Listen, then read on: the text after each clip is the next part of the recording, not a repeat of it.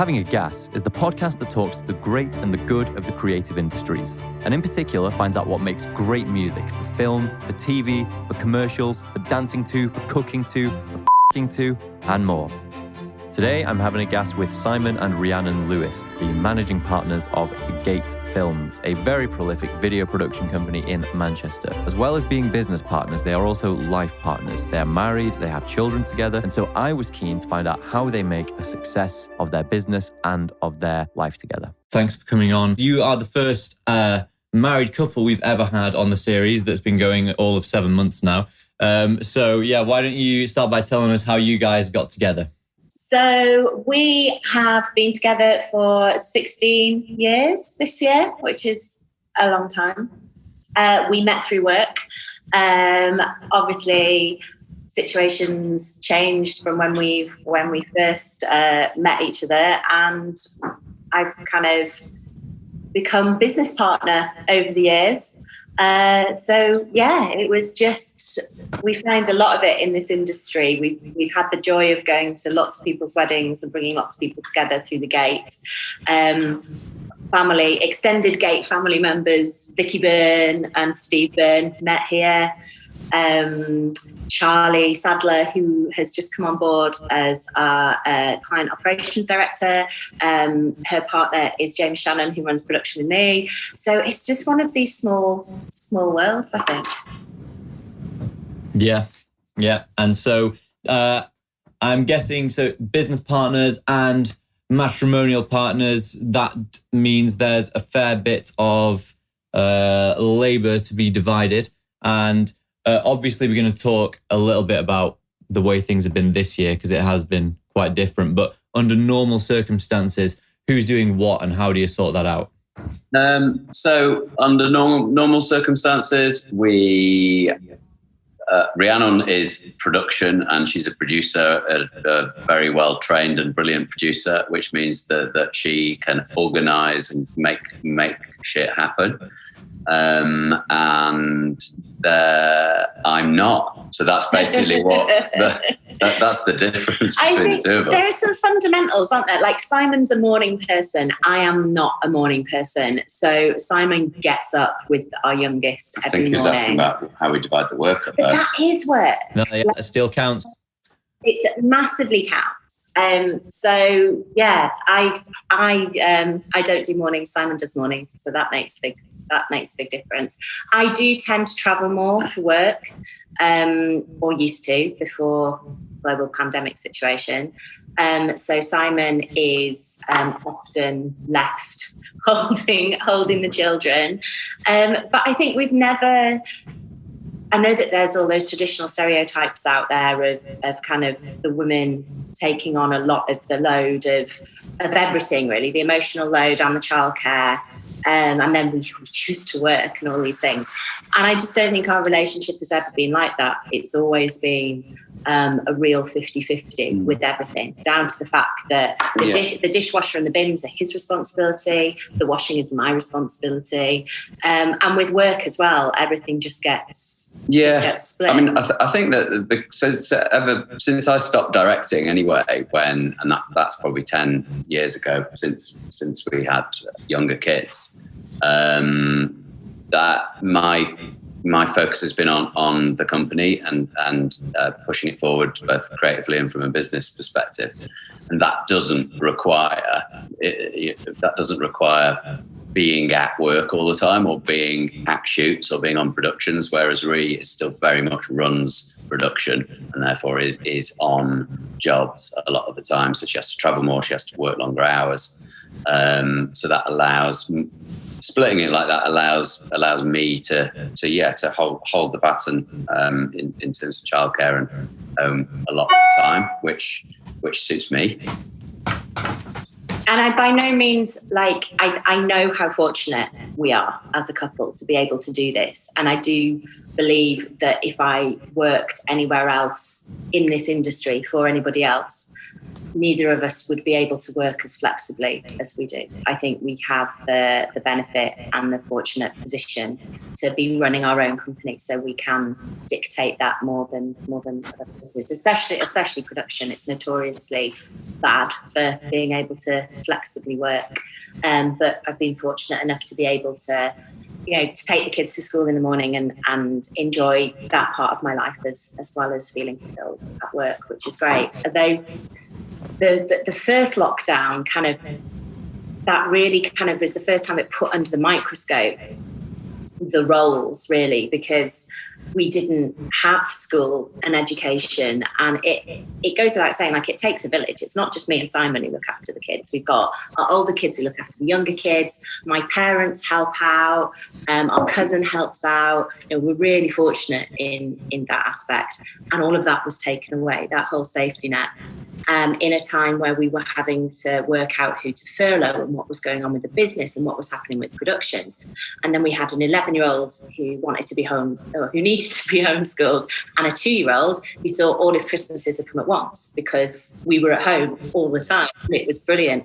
And that's the first time we've ever had to say, right, okay, I am working now and I am not working. And we've really had to divide it up in quite a structured way in order to get everything done, really. Yeah, I can imagine that the challenges that we were presented with in March presented just a whole load of new experiences, let's say, for, not only running a business together that is heavily dependent on people getting together to actually do the work, but then also having 4 kids at home and the homeschooling to do and all of that. So what happened in terms of, how did you guys manage to get the gate to continue floating during that time, as well as keeping everything going at home? So it was that. I think since March, it's fair to say, and this definitely, most people have lived almost another life, condensed life within about 8 months, starting from being born. And the utter panic and that scream at the beginning, which was when it happened. And I remember on March the 16th, and standing here in front of all the staff saying, everything's going to be fine. It's all going to be good. No worries. We just need to work from home for a bit, etc. And underneath, I was screaming and panicking and worrying, and obviously. And that first part was just backs to the wall, what are we going to do? What we're going to do business-wise, what we're going to do life-wise. I think very quickly that from my perspective anyway, it really kind of brought out the entrepreneurship that I've hopefully always had, but I think performs best, and probably a lot of people will tell you this, performs best when your back's against the wall a little bit and you have to think outside the box, and you have to suddenly make very rapid decisions that are going to either go right or wrong, but you need to make them because you don't have time to not.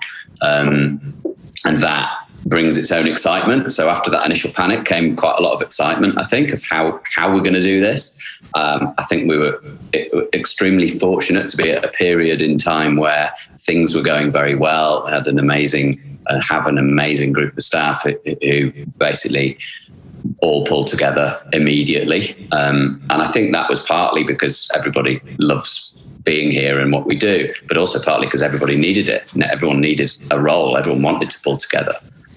So that was massively important. And then it was as Rhys says, it was like dealing with a whole new life at home again, because we had to completely restructure the way that we live and the way that we'd got used to. So, and we're still doing it and we're still working through it. But so in terms of the gate, we were lucky. We had some clients. We've got food clients, agencies bringing in a lot of food work.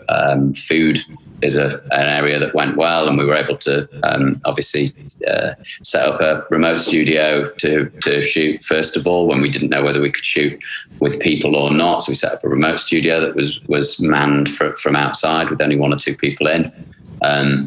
And then gradually, as all of the rules not got relaxed, but as the industry worked out how to operate, we were able to shoot more and more stuff. Yeah, and the work came back from I think the mass furloughing went on across the board, right, from clients and agencies and everything, because everybody panicked and obviously nobody's ever been through this before. So, there was that initial period where a lot of jobs were pulled, and then a lot of jobs, the marketing team had been furloughed, or the agency account team had been furloughed. So it was not just getting back, like learning how to shoot in these strange times, but also, having the key people, the key decision makers back in work to make those decisions. And fundamentally, everybody needed to keep advertising. That kind of became clear quite quickly. And then it was a case of all the Zoom adverts, and then a case of that wearing thin with the public very quickly. And from about August onwards, probably got back to shooting a lot more kind of normal content, really, in terms of the creative behind it. But there was a really nice time there where we were, for the first time in a long time, we did have some time to ourselves, and we went on bike rides, and I started baking sourdough. And there was like, my 11-year-old finds it hilarious that there was like a different thing each month. So there was like wild garlic pesto one month, and then elderflower cordial another month, and like all of these things that we'd never have done in a million years. And that was the really nice thing about that. Not only would we have not done them, but we would have taken the piss out of anyone who did them. Absolutely. Yeah. The piss. I was like, as far as the kids are concerned, that actually continued. But I have to, before we go on to the serious stuff, I have to pick you up on that, Rhiannon. How well did you get the sourdough down? Because I had my own phase 3 years ago, and need, to know what the competition's like. He's just baked some this weekend, actually, and I would have brought it in, but I haven't done my strength training. So I have trouble. I think I'm not getting the moisture content right, Greg. I think that I'm putting too much water in. So I tried doing the free-form ones at first, and then I developed a method in tins, and that went a bit better. But since my latest batch, I tried to wake up the starter the other day, got it out of the fridge in plenty of time. I'm really sorry for all of these people who find this really boring, but got it out, woke it up, and decided to do a batch. And I'm not getting the rise. The taste is there. The taste is amazing, but I'm just not getting the rise. The taste is incredible, and some of them have been great. But yeah, maybe it's not a morning. Maybe person. it's past. And I can't wake it up. And I do have, I will quite happily now pay a £5 for a loaf of sourdough from some artisan coffee shop somewhere, because I'm just like, this takes 24 hours and a lot of skill. I will absolutely pay for that. So yeah. Yeah, it was before I had a proper job was when I had the time to really perfect it. And I don't know what flour you're using for your starter, but rye flour is the one. That's in my experience. Okay. I'll take that on board. I do use a mixture of 00 Italian flour and rye flour for the bake, but I think my starter's just the 00. So. That's where the magic is. But yes, as you said, we weren't here to do a competition for pollen or other bakeries like that on this podcast. One thing I was really taken by, two things on what you guys were saying about how you responded to the COVID thing. First was Rhiannon, you mentioned something that I haven't previously thought about. In March, it felt like a lot of stuff was reactive, right? It's not like I felt like the government started setting rules when everyone had started behaving that way anyway. So we said lockdown once everyone had just started working from home anyway. And it's interesting because, for example, you were saying a lot of your touch points, a lot of the people you speak to and who you sell to and who tells you what's going on, all just disappeared at once. So it's like, right, well, we have no one to brief us, so we have to furlough our staff. Do you think that was happening through the whole production chain, like downwards? Definitely. I mean, we were fortunate that we could.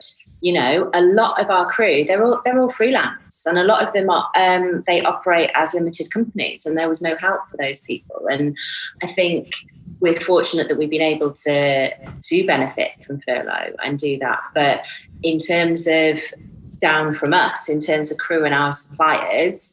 We supported wherever we could in terms of getting people back shooting as soon as we could. I think your point, Greg, though, is right, and it's what Rhys said before, is that there was very much a because everyone else is doing it, we'll do it too, and therefore everything just stopped. Yeah. And you know, if you had a magic wand and would go back, then obviously that wouldn't be the case. But I think that in the long term, I hope that was the right move for everybody, because everyone had a bit of a chance, certainly, you know, from a personal perspective, just to reassess everything, because suddenly everything stops and everyone went quiet. And I'm sure that apart from for the NHS and the government and the politicians, everyone else was a bit quiet. So gave people a little bit of time to reflect on what to do next. But I think that certainly meant that nothing happened. We had 90% of our work kind of stopped straight away, and the revenues that go with that. Yeah.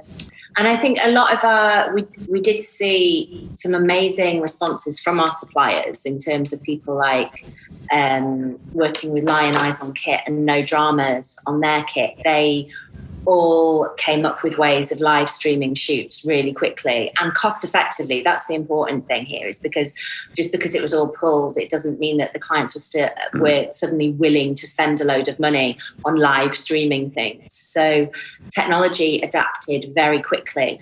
And we're fortunate before lockdown, we had actually done a shoot remotely because the agency tag were put on, they weren't allowed to leave anywhere, and the client was in Belgium and could come over and all of these things. So we had a bit of a practice run at it pre-lockdown. Not going to lie, mate, it was an absolute nightmare. Clients on Zooms, like just... You know, the cats had an opinion at one point.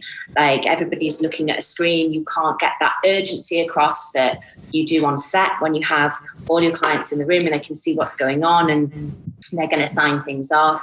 But there were a lot of learnings, and we kind of got better and better at managing the clients and the agencies in a lot of situations. And we're still, you know, we shot some stuff not too long ago for Lurpak and everyone chose not to travel. And I do think that is a big, going forward, there will be less attendance on set because of the technology that was developed within weeks of lockdown, you know? Yeah, it's like when I was talking to Sally, who is at Hogarth Worldwide down in London. She was saying, when I started, I was a PA at Ogilvy and I got taken to a shoot in Brazil because I was PA to a creative who obviously wrote the idea. But all these people, as you guys will know, were on set because, I mean, you know as well as I do that you operate the cool end of the business. All clients in marketing enjoy the bit where they get to be on set watching a film being made and it's like they're in their own Hollywood thing. And, you know, so yeah, I wonder, I think you're right, but I also do wonder if there'll be, you know, like a gradual ebbing out of things we learned during COVID. So it's like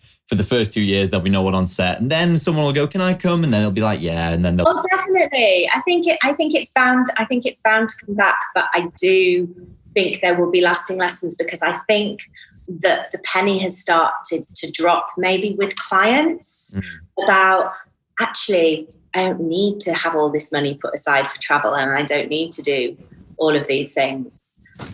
Certainly with some of the fashion clients we work with Misguided, for example, we did a couple of really successful shoots in LA during lockdown.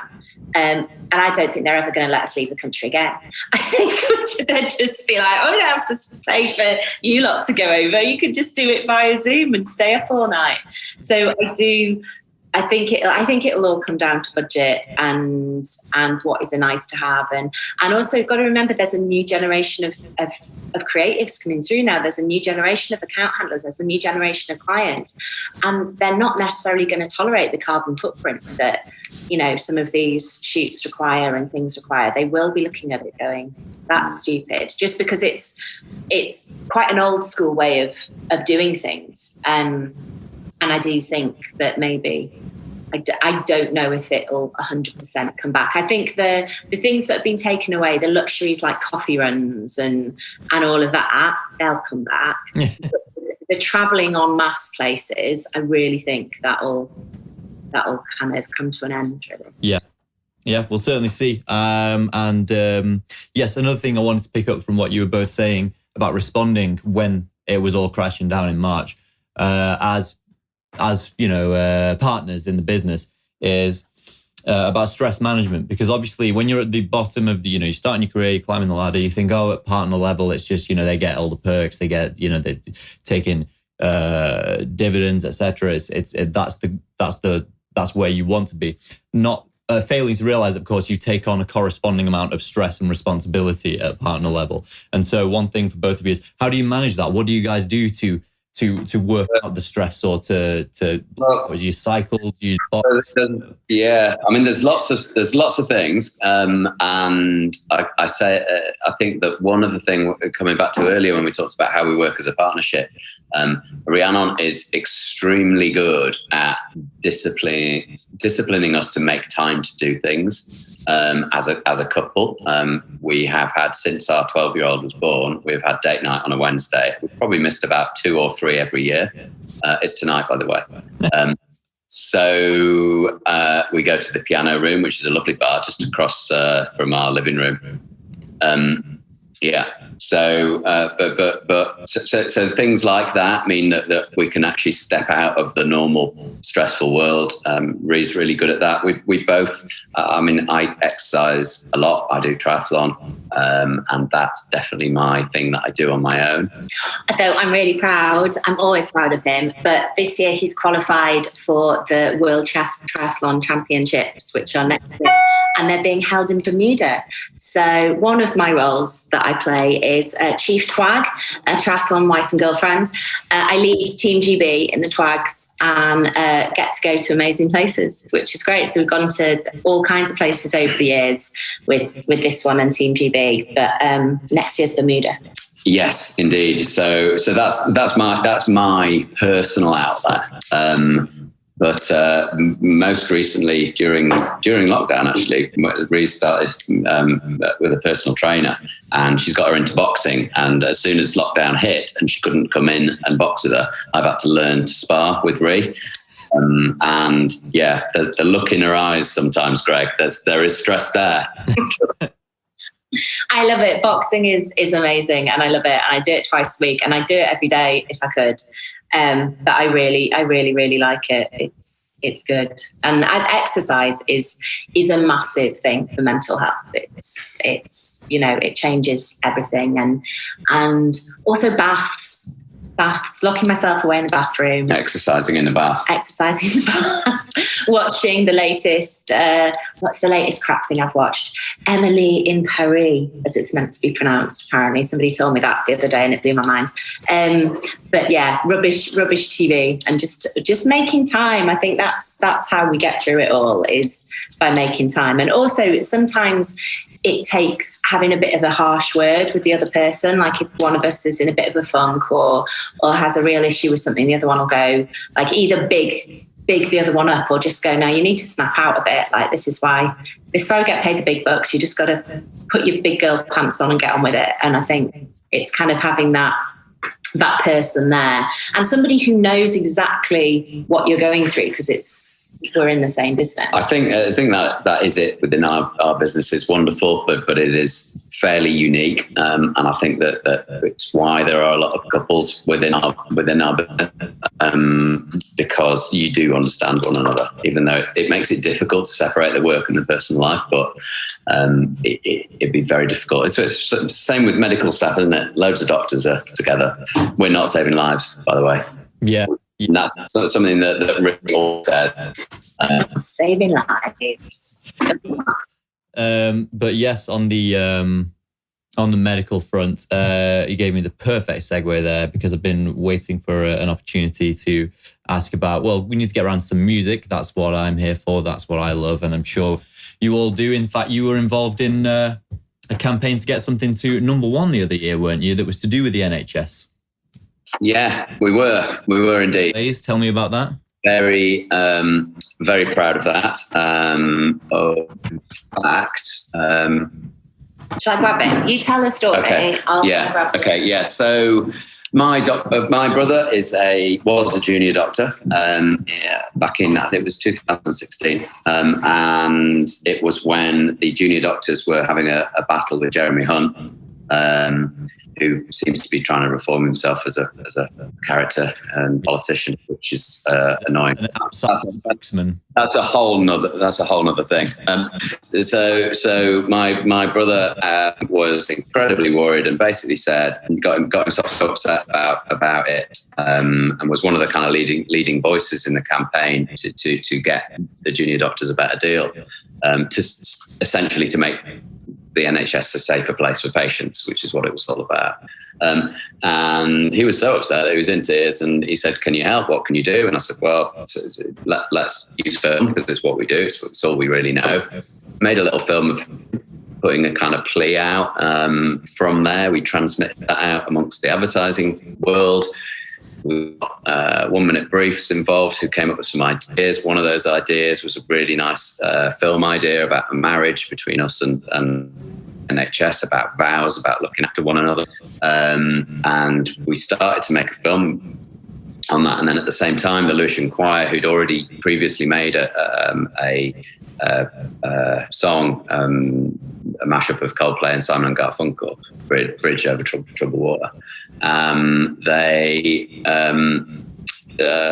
They were going to re-release the song, and we said, "Well, let's do it together." And we married the film with the song and put out a big social campaign. And yeah, it got lots of momentum. We got the whole of the staff at the Gate involved behind it. We were working pretty much through December on nothing else. And just it got to number 2, and it was looking like it was going to stay at number 2 because Justin Bieber was going to go to number 1 for Christmas.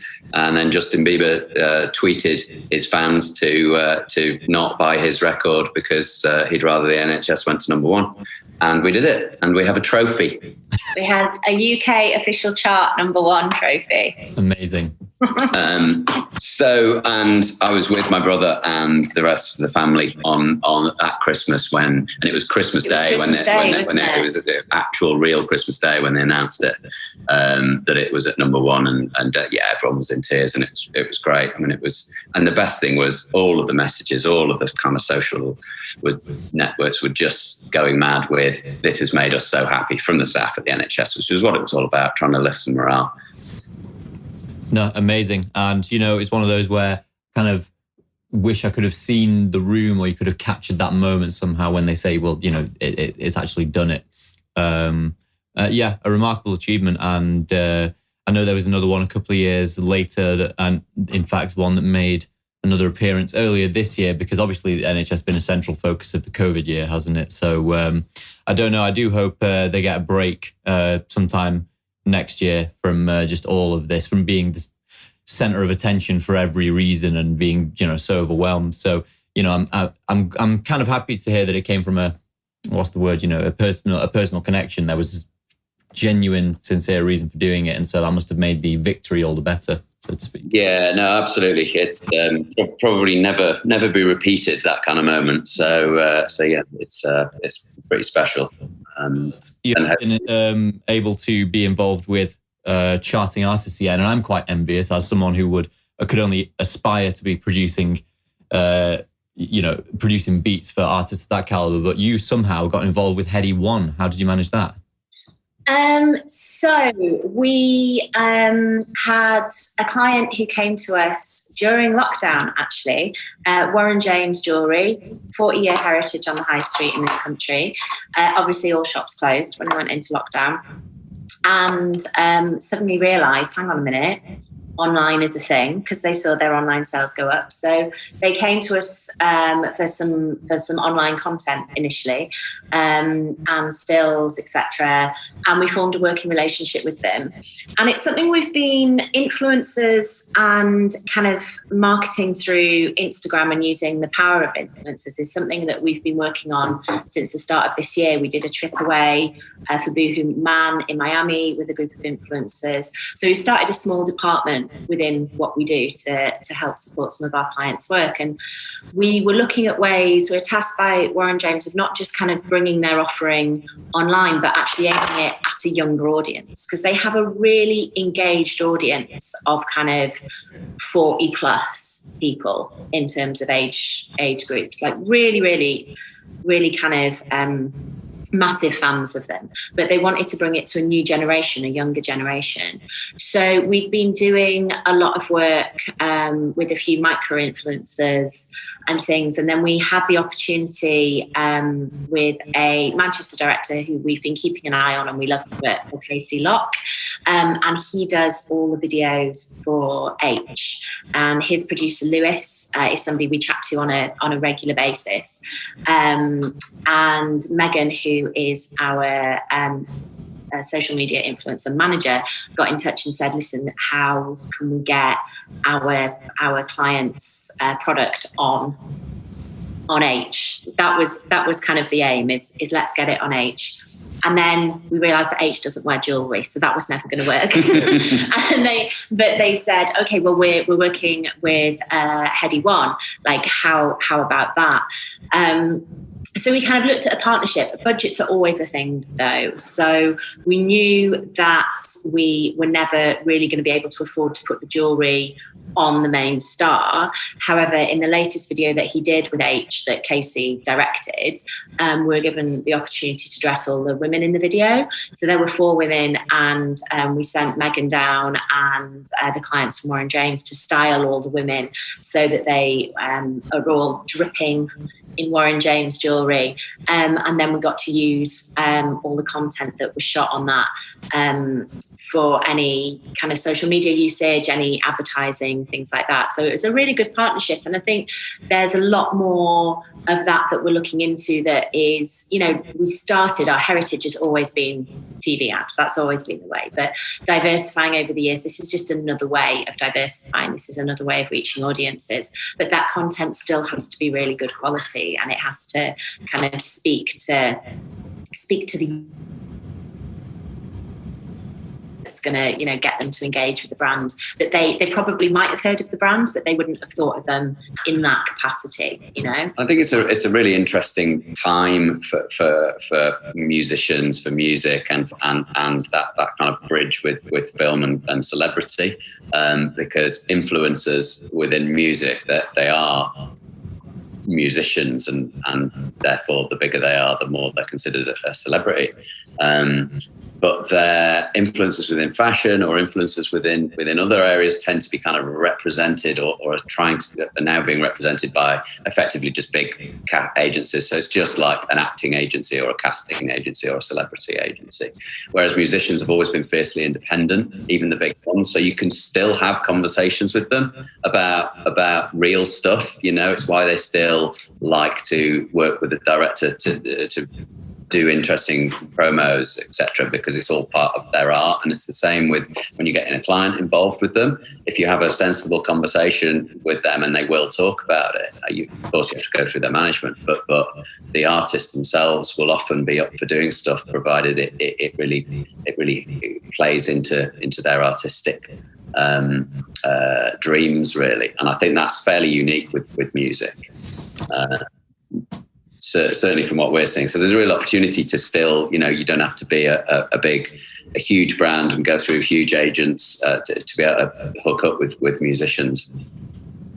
Yeah, it's good to know that there's a way into that world. And it's also interesting to note that with what you were doing with Warren James is in keeping with the fact that hip hop has had quite a remarkable ability to just stimulate the most unlikely brands into the coolest thing ever. So we were looking at it yesterday because I suddenly got curious. I didn't even know what Hennessy was, but I know Hennessy is like the liquor of choice for the hip hop community. And it's a fucking cognac. And it's like, whoever thought an after dinner, drink would become the coolest thing just because of its association with that scene. And I wonder if maybe you guys are going to at least be part of the story of how Warren James became the jewellery of choice for the scene.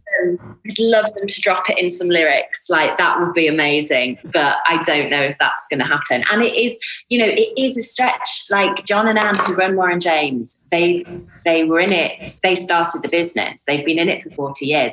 They have no idea, and quite frankly, they don't care who these people are. So trying to have those conversations about let's take a chance on it. Let's take a chance. We know it's good. We were really pleased with the outcome, and they were really pleased with all the imagery that we got from it as well. So yeah. Good. Well, I can only hope for what's the word? An affluent future as far as that's concerned, or a bounteous future. Yeah, I hope to start seeing your fingerprints on all of the future of hip hop. Yeah, well, the other thing we did during lockdown, one of the LA shoots for Misguided. About Badger Dance. I'm not going to talk about Badger Dancing just yet. Okay. Was talking of hip hop. So Nitin at Misguided, who's always been a very canny businessman. Just to say the least. Yeah, did a collection, with Sean John. And when we were first talking about this collection, I'm like, Sean John. And I'm like, are we talking about Diddy, off of P. Diddy, off of like Puff Daddy? And because everyone's younger than me at Misguided. And they're like, yeah. And so this collection is like my kind of teenage childhood in terms of like the tracksuits, the velour tracksuits, like all the different styling. But we teamed up with an LA hip hop artist called Bia, and she fronted the campaign for that. So I think that it has been. As you say, there are all these tie-ins between kind of brands and music and especially hip hop, definitely. Yeah, that does hook into something I was going to ask actually. How much attention does music get at the gate in the production process? Is it? I imagine there are occasions when it is. Sourced at the end and put over the edit, but are there other occasions where it's taking the whole campaign through? For example, the Misguided with Sean John, that was based around a Bia track, wasn't it? Yeah, and so a lot of our work, most of our work comes from advertising agencies, and those creatives will often start with a track. That's it's always been the case in the 25 years that I've been doing this. Is they will very often start with a track. Creatives are generally pretty good at music. They're into music. They're creative by nature. They listen to a lot of music. The good creatives use music, film, people, art to inspire their creative work. So that'll often come through. So probably half of what we get briefed on often comes with a track. With the fashion business, it's fairly fundamental, isn't it? Yeah, I mean, I have now over the years built up really good relationships with various libraries, and in the past when you said like library music, it's like, oh my god, it's going to sound like you'd play it in a lift. Do you know what I mean? Whereas now people, big labels like Ninja, Cobalt, they all have artists who will submit tracks for their library. So you've got like immediately a higher standard of track that you can go and license. And what we tend to do, we've got probably a selection of like 5 or 6 record companies that we have and libraries that we have good relationships with, and we'll send the brief out and they'll submit tracks based on the budget. With everything always comes down to budget. But we're seeing better and better submissions, if you like, on the budgets that we've got, which is really encouraging. I've got a new campaign coming out. It's not coming out till January for Tommy Tippy, that we've partnered with a library called Centric, who found an amazing track for that really carries it through.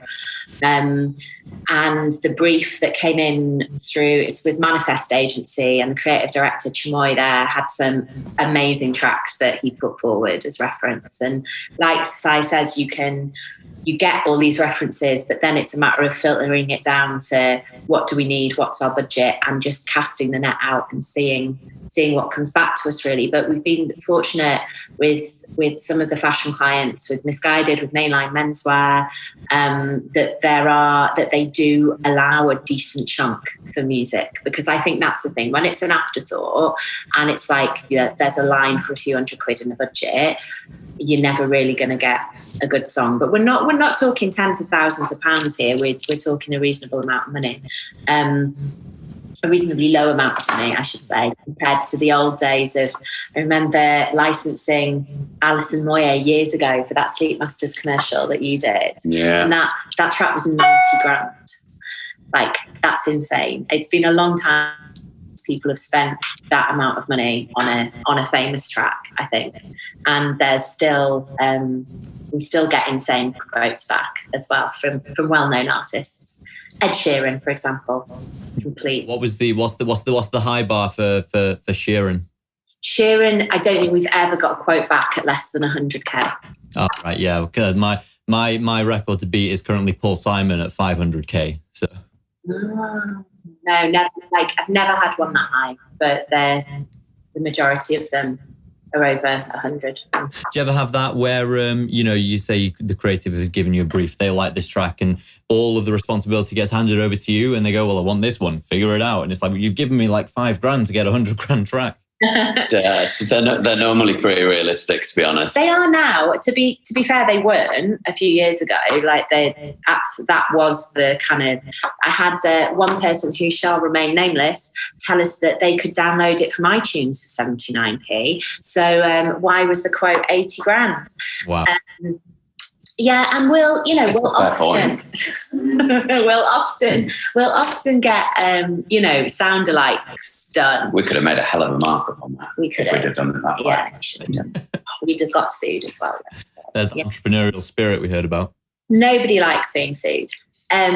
So yeah, they're definitely getting more realistic. But there was a time when it was like, well, no, this is what we want. Once you start explaining the intricacies, I think the hard thing is that everybody thinks it's really easy, and it's so complex. Often you're always going to deal with the masters and the publishing, but often the publishing is split between 5 different people that you have to negotiate with, and it's a very lengthy, time-consuming process. Yeah, especially when you're dealing with the most favoured nation issue, and it's like, well, everyone agreed like 3 each, and then one of them wanted 5, so now they all need 5 each. And Exactly. And then nothing is actually agreed because it's all subject to contract. So you could go along and be like, this is fine, and then at the last hurdle, the artist actually looks at it and goes, I need another 50 grand for that. And then it all goes out the window. So yeah, it's, I much prefer the ones where we put out a brief, put out a budget and get them back, and there isn't that negotiation. Yeah, I have had someone recently on this series saying we used to do a lot more, advertising in particular used to have a lot more unique musical identities, whereas now it's all sync tracks. And I just wonder if part of that is because since the decline of buying music, we don't buy CDs anymore. They're not going to sell 500,000 or 1 million units on an album. The next obvious revenue stream was for sync, and it's like, well, that's the next place we're going to make actual cash. Especially with a year like this, with live performances going completely down to zero. I wonder if we'll see a lot more of an aggressive push to get sync revenues next year. Yeah, I mean, I'm not sure in terms of the prices that will be paid, but we've certainly seen some interesting artists getting submitted for lower budgets that you wouldn't think that we could get clearance on that level. So I do think it's a case of we'll take anything we can this year, definitely. Good. Right, well, there's a lot of stuff we covered musically there, and there was just one more thing I wanted to cover with you before you both have to get back to the consuming task of actually running a business. I want to know about the music choices at the wedding. Oh, the wedding. So we got married on a beach in Turkey 6 years ago. 2013, 7 years ago. 7 years ago. And we wanted May the 31st, 2013. Yeah, well done. We had a lovely ceremony on the beach, all our friends and family there. And we had a humanist ceremony, but we wanted songs because like music is really, really important to us. So we had kind of order of services printed with all the words, and we had 3 songs. And the first song was the Mock Turtles. I can see me loving nobody like me for all my life. So we have to clip that now, thanks. And then we I think you'll find I was singing it in the wrong tone, so you'll be fine. I was significantly away from the original. And then we had Take That, Never Forget, complete with like arm movements and everything. And then we finished with Elbows, One Day Like This. And it was magical. It was really, really, really lovely, wasn't it? Yeah, it was incredible. It was, and people came from everywhere to it, and of all generations. And a lot of them didn't know the songs, but we printed them all as hymns. So seeing 80-year-old people throw their hands up in the air to Never Forget was wonderful. And they all, they meant so much to us and to all our friends who were there. On the morning while I was getting ready, my mum's a pianist and classically trained, hustled all the bridesmaids into the room I was getting ready in to make us practice the coming in on time to the Take That song. She's like, it's not as simple as you think. No. And you've got to get the right pitch. And so she had everybody rehearsing while we were all having our hair and makeup done, like rehearsing. And it's a good job we didn't do the traditional couples on families on each side thing either, because Ree's side, being Welsh and her mum being a music professor, would have been amazing because they were all harmonising and everything. And my lot were just shouting, football chanting style. So yeah. So hopefully we're going to see 2023 fully clear from the pandemic, big 10-year anniversary. Where's that going to be? On the spot. 10-year anniversary, 2023. Oof, I don't know. Something to think about, maybe. Yes, I think probably Spain. A lot of Si's family. We went to Si's cousin's wedding. He's got a place down in Verhaer in southern Spain that we all went to October last year. That's an easy place for everybody. With global warming, though, it'll be hot enough here, I would have thought, by then, unless we get our shit together. So there won't be a need to travel to get burned. No. And the family just keeps getting bigger and bigger as well. So it's harder to get everybody in one place at one time. Can we just talk about Ollie Murs? I wanted to I don't want to have a go at him, but because well, yeah, good way to start. Yeah. It's so another thing that we did during lockdown. So I did it in fact. So I've always done. I don't know, Greg. I don't want to ask about your personal situations, but when Ree's, kind of, I don't know, maybe a little bit stressed, talking about stress, or whatever. Just before we go to bed, I often do a little dance. Just a little dance to a little piece of music, something that pops into my head. End of the bed, get into bed, go to sleep. Nothing like that. Just to cheer her up a bit, just to amuse her. I'm naked because I sleep naked. So anyway, Ree, for a laugh, I think, right at the start of lockdown, decided to film one of them. And she put it out on her Instagram feed, which is private, so it's fine. And she covered anything up with little stickers and stuff.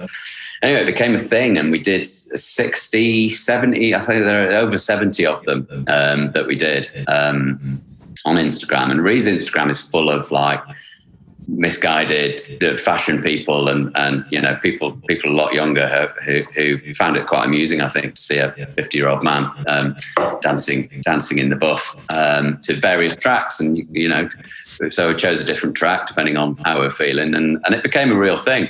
Anyway, spotted the other day, Ollie Murs has just done one. It's not as good as mine. Oh, no. But it is a direct rip-off.